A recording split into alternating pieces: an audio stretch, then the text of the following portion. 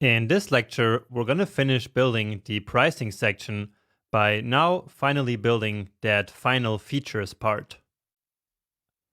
And remember how at the end of the last lecture, we already created a new container here with a new grid with 4 columns.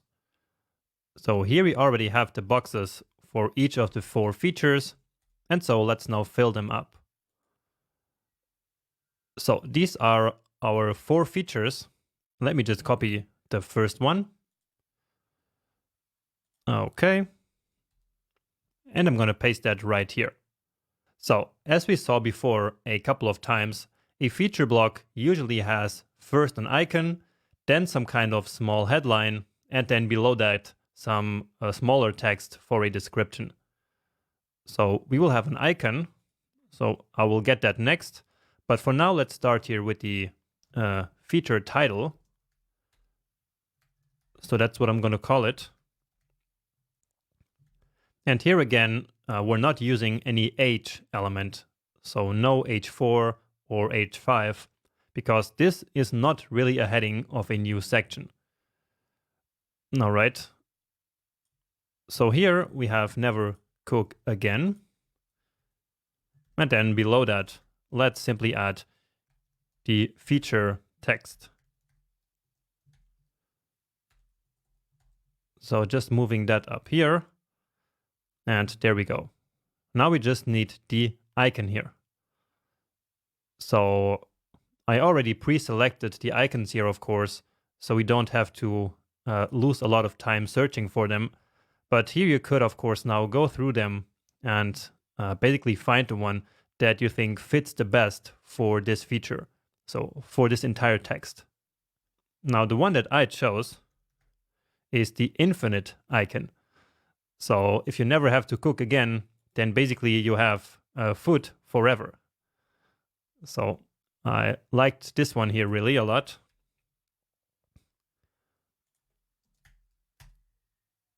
And so this one, I'm going to call it the feature icon as expected.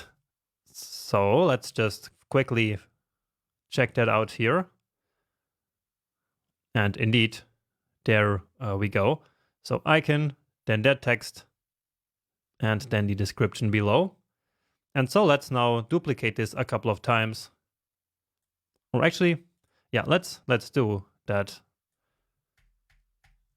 So duplicating it 3 times and then just deleting this one.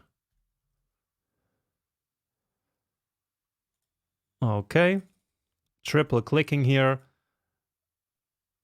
So this is the second one.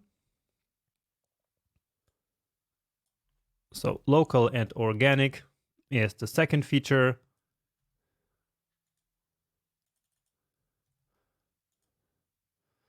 Then we also have no waste, just to show consumers that we are very concerned with the environment, not waster. And finally this one. And then after that, we of course have to go looking for the icons. So pause anytime. All right, and let's start with this one, pause. And that is actually a pretty common icon, just like you might find, for example, on your remote for your TV. So, well, actually, let's not paste it here, because then we override our class. So I will just basically remember here. So it's called pause outline. So I just need to replace the infinite here. Next up, we have no waste.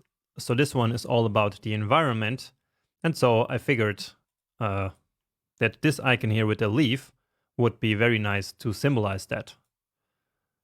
So we could also have used like a globe or an earth, but this one is also nice. So leaf outline, yeah, right here. And then finally, this one is for local and organic. So here I'm using this one, nutrition. So this looks, well, it doesn't look really organic, but I think the user can get the point by seeing this icon. So nutrition. And okay. So I said back then in the icon section that we should always use icons that are really crystal clear, right? But of course, that is not always really 100% possible, and especially if we use a free icon pack such as this one. But usually with some searching and some creativity, we can still find something that fits our message quite well. And so, yeah, here they are, all the 4 icons. And so now it's time to simply style this. So, I'm in the wrong file. All right, here we go. So it is the feature icon, the feature title, and the feature text.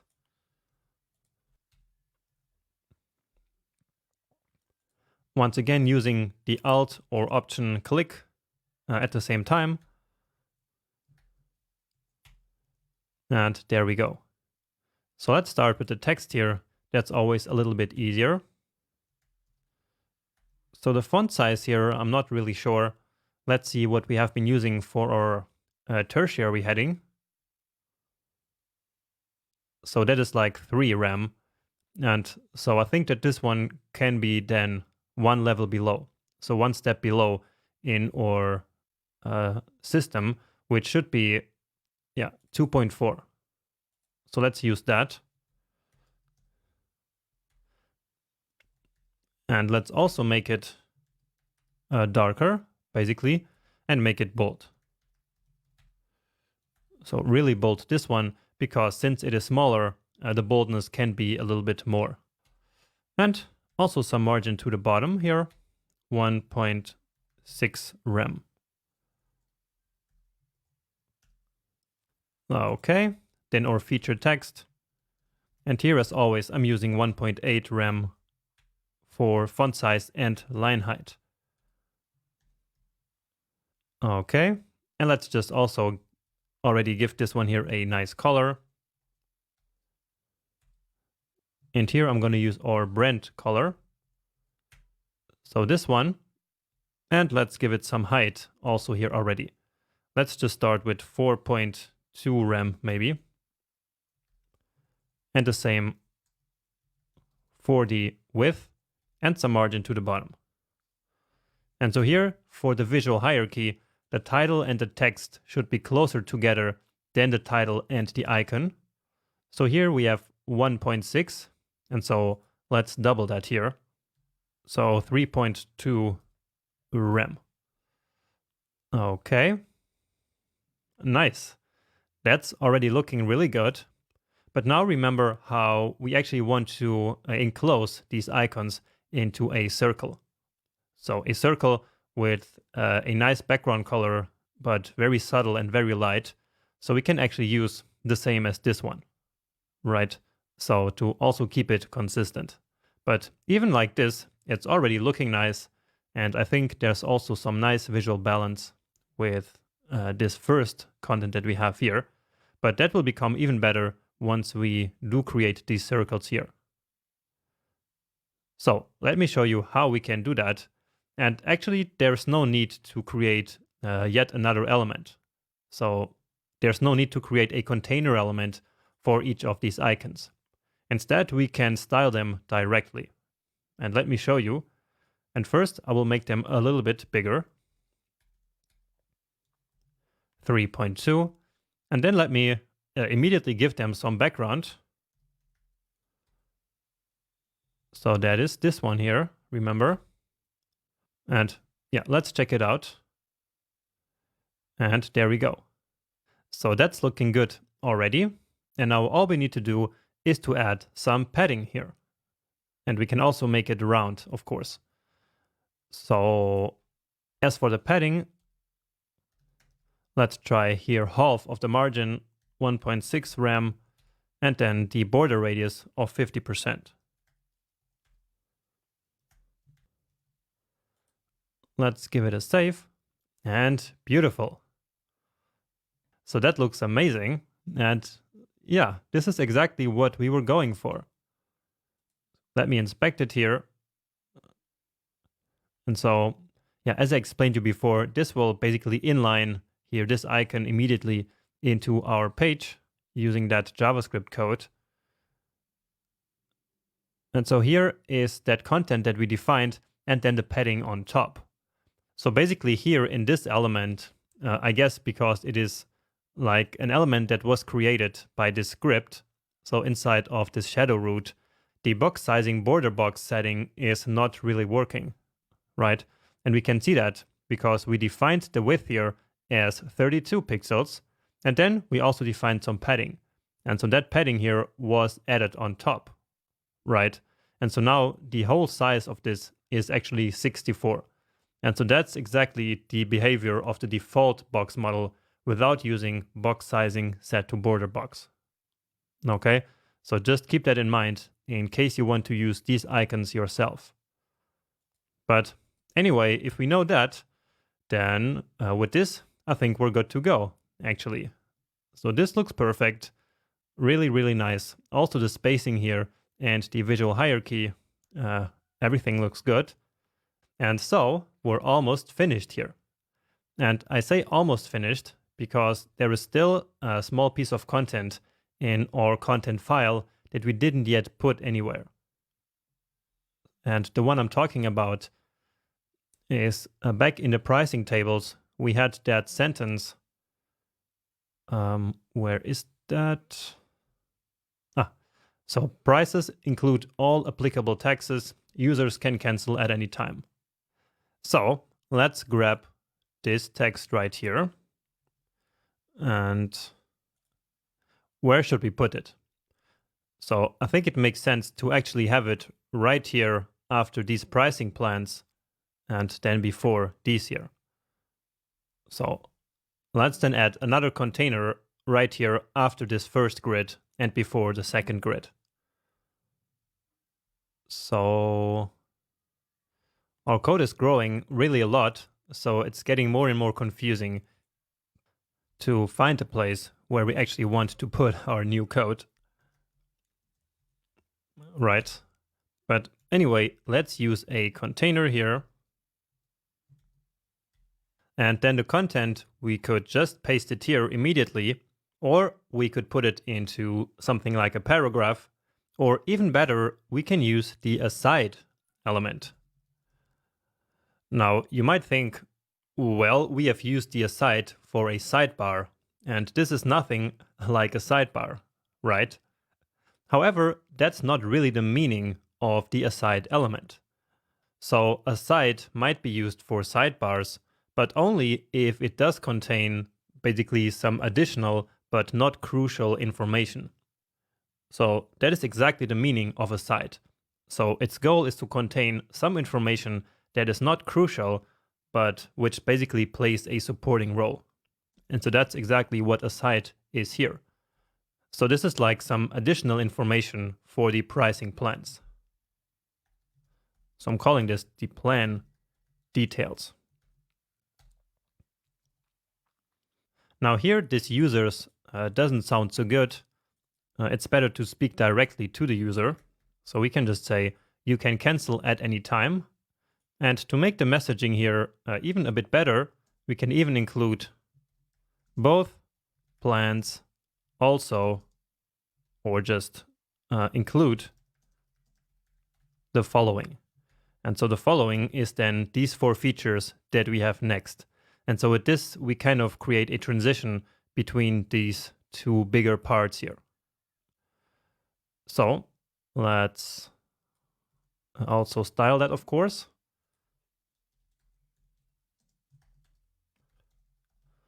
And this one, we're going to make it a bit smaller.